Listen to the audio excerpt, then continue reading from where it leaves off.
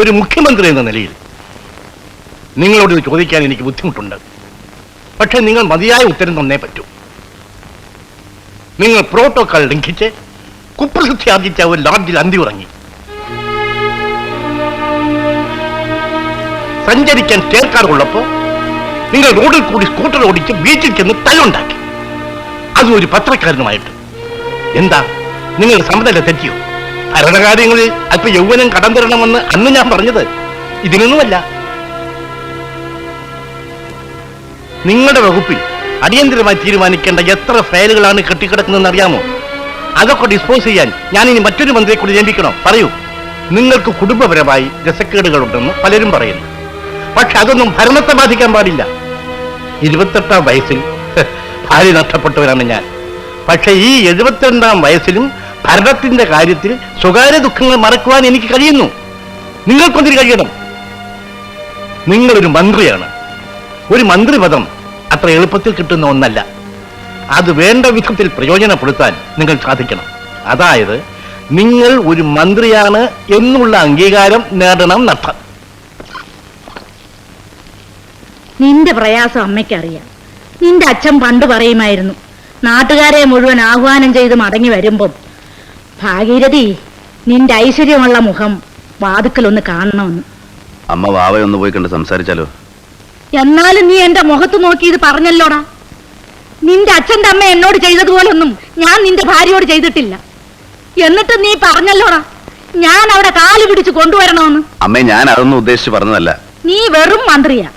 നിനക്ക് എവിടെ വേണേലും തല ഉരിക്കാം. പക്ഷേ ഞാൻ മന്ത്രിയുടെ അമ്മയാ. എനിക്കൊരു ഇഞ്ച് പോലും താഴാൻ പറ്റത്തില്ല കുഞ്ഞെ.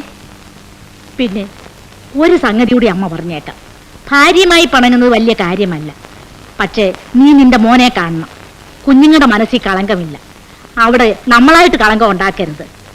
എത്ര നാളായി നീ നിന്റെ മോനെ കണ്ടിട്ട്? നാളെ തന്നെ പോയി അവനെ കാണണം.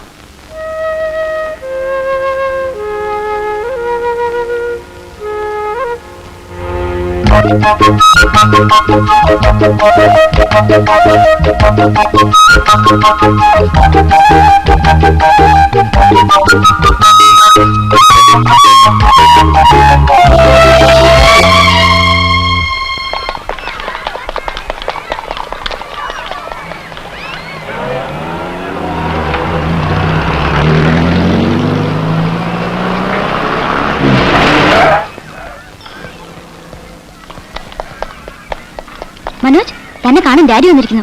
എനിക്ക് കാണണ്ട. മിനിസ്റ്ററുടെ മകൻ ഞങ്ങളുടെ സ്കൂളിലാണ് പഠിക്കുന്നതെന്നുള്ള കാര്യത്തിൽ ഞങ്ങൾക്ക് അഭിമാനമുണ്ട്. എങ്ങനെയുണ്ടോ പഠിക്കാൻ? He is A smart boy. Manoj വരൂ, ഡാഡി വിളിക്കുന്നു. എനിക്ക് കാണണ്ട. നല്ല കുട്ടികൾ ഇങ്ങനെയാണോ വേണ്ടത്?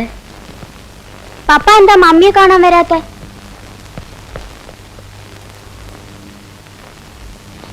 ഫാദർ, മനോജ് ഇന്ന് എന്തായാലും ഡാഡി കാണില്ലെന്ന് വാശി പിടിച്ചിരിക്കുക.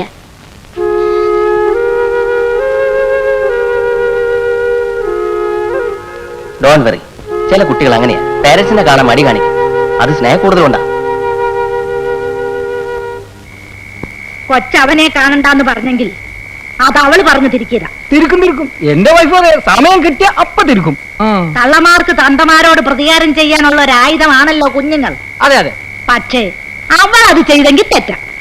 എന്താ തെറ്റാണ്. പുള്ളിക്ക് മനസ്സിന് നല്ല പ്രയാസമുണ്ട്. അതാണ് നേരത്തെ കയറി കിടന്നത്. അതവന്റെ അച്ഛനും അങ്ങനെ തന്നെ.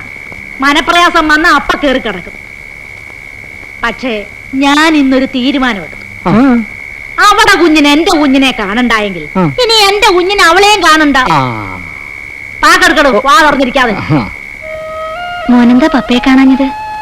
മോന്റെ പപ്പയല്ലേ? പപ്പ എന്താ മമ്മിയെ കാണാൻ വരാത്ത? പപ്പയ്ക്ക് എങ്ങനെയാ മമ്മി ഇവിടെ വന്ന് കാണാൻ പറ്റുക? പപ്പ വലിയ മന്ത്രിയല്ലേ? എനിക്ക് മന്ത്രിയെ കാണണ്ട, പപ്പായെ കണ്ടാ മതി.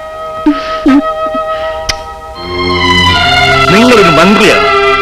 ഒരു മന്ത്രിപദം അത്ര എളുപ്പത്തിൽ കിട്ടുന്ന ഒന്നല്ല.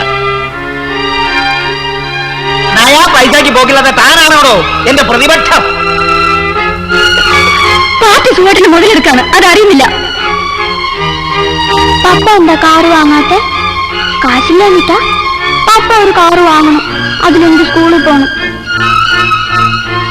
പൈസ വരേണ്ടോ എന്റെ യൂണിഫോമത്തിന്? അതായത് നിങ്ങൾ ഒരു മന്ത്രിയാണ് എന്നുള്ള അംഗീകാരം നേടണം നട്ടം. മനസ്സിലായോ?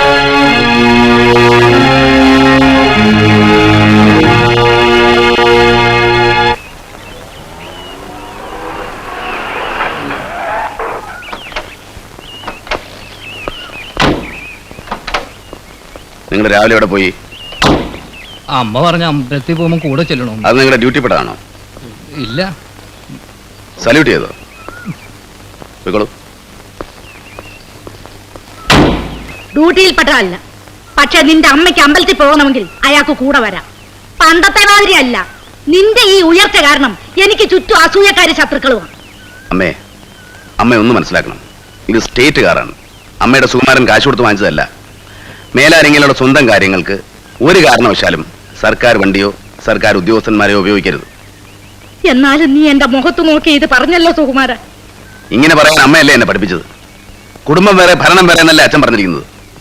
ധീരതയോടെ ഭരിച്ചോളൂ എന്ന് അമ്മയല്ലേ അന്ന് എന്നെ ഉപദേശിച്ചത്. ഞാൻ ധീരതയോടെ ഭരിക്കാൻ തീരുമാനിച്ചു എന്ന് മനസ്സിലാക്കിയാൽ മതി.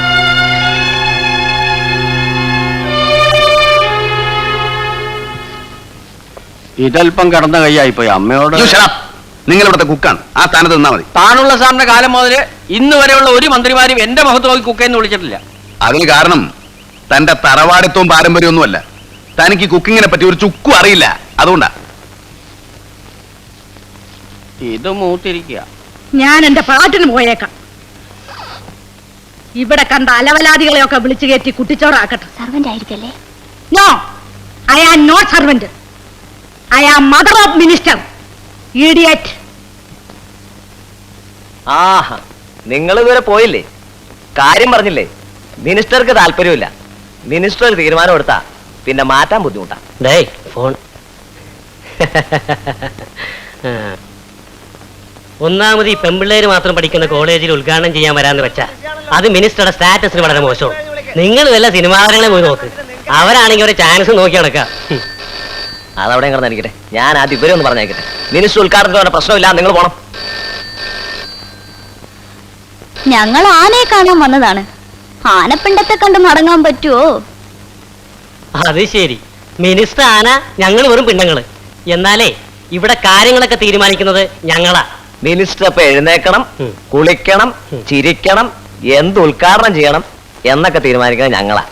മിനിസ്റ്ററുടെ തീരുമാനം ഞങ്ങൾ അറിയിക്കുകയാണ്. ഗോൾഡൻ ജൂബിലി ഉദ്ഘാടനം ചെയ്യാൻ മിനിസ്റ്റർ വരുന്ന പ്രശ്നമില്ല. ആരോട് ചോദിച്ചിട്ടാ അങ്ങനെ പറഞ്ഞത്? അന്ന് വന്നപ്പോ മിനിസ്റ്ററാണല്ലോ കുട്ടിയെ പറഞ്ഞു വിട്ടത്. അതന്നോ. ഇന്ന് ആ നയം മാറാൻ പാടില്ലെന്നുണ്ടോ? ഞങ്ങളിപ്പോ എന്താ ചെയ്യേണ്ടത്? എനിക്ക് ആ ഗോൾഡൻ ജൂബിലി ഫംഗ്ഷൻ ഉദ്ഘാടനം ചെയ്യണം. 24 മണിക്കൂറിനകം അനുകൂലമായ മറുപടിയുമായി റിപ്പോർട്ട് ചെയ്യണം. ഇത് മിനിസ്റ്ററുടെ ഓർഡറാണ്.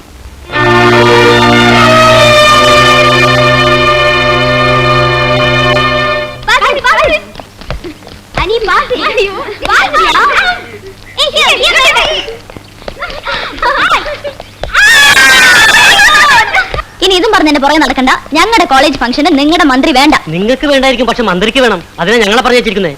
ഞങ്ങൾ വല്ല സിനിമാ താരങ്ങളെ നോക്കിക്കോളാം. ഞങ്ങൾ എന്തെങ്കിലും പറഞ്ഞ കുട്ടി അങ്ങ് ക്ഷമിച്ചാണ്. എനിക്കിത് വിശ്വസിക്കാൻ പറ്റുന്നില്ല. ഒരു മന്ത്രിക്ക് ഇത്രയ്ക്ക് ചീപ്പാവാൻ പറ്റുമോ? അത് ഇപ്പൊ ഇത്രയും ചീപ്പായിട്ടുള്ളൂ. ഇല്ലെങ്കിൽ ഇനിയും ചീപ്പാവും.